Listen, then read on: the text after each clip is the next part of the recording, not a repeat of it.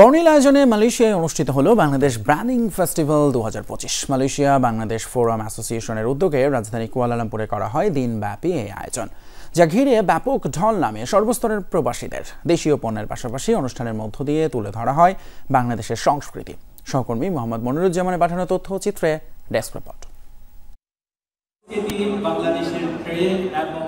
Bangladesh branding festival উপলক্ষে প্রবাসীদের মিলন মেলায় পরিণত হয় কুয়ালালামপুরের বুকিত বিনতাং ক্রাফট কমপ্লেক্স।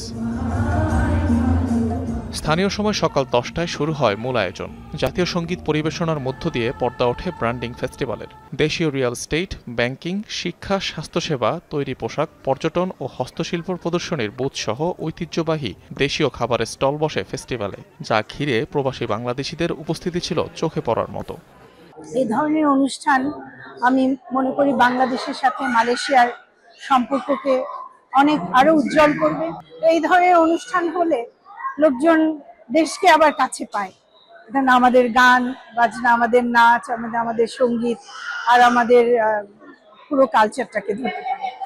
বাংলাদেশি যে সকল প্রোডাক্ট, যে ইন্টারন্যাশনাল মানের প্রোডাক্ট, এই প্রোডাক্টগুলো প্রমোট করার একটা সুযোগ পাওয়া যাচ্ছে এবং আমরা আমাদের ব্যবসায়িক কার্যক্রমের মাধ্যমে বাংলাদেশি সকল ব্র্যান্ডকে মালয়েশিয়ার বিভিন্ন সুপার মার্কেট, হাইপার মার্কেটে আমরা প্রমোট করছি।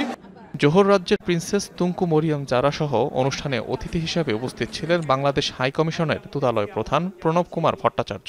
আয়োজক সংগঠনের সভাপতি প্রফেসর ডক্টর মোহাম্মদ জাহাঙ্গীর আলম, সাংগঠনিক সম্পাদক জাফর ফিরোজ, রুহুল আমিন সরকার, মাহফুজ কাইসার অপু সহ অন্যান্যরা উপস্থিত ছিলেন অনুষ্ঠানে।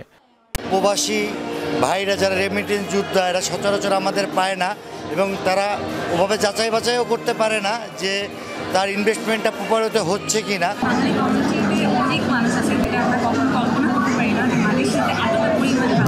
আরো অনেকের এগিয়ে আসা উচিত এই বিষয়ে, অন্তত বছরে যেন আমরা 2-4 বার এই বিষয়গুলো উপভোগ করতে পারি। অনুষ্ঠানে ছিল সাংস্কৃতিক পর্বের আয়োজনও। এতে মনোমুগ্ধকর সঙ্গীত পরিবেশন করেন কণ্ঠশিল্পী মনির খান ও জিনিয়া জাফরিন লুইপা। রাত 10টা পর্যন্ত চলে দিনব্যাপী আয়োজনটি। অনিক রহমান, যমুনা নিউজ।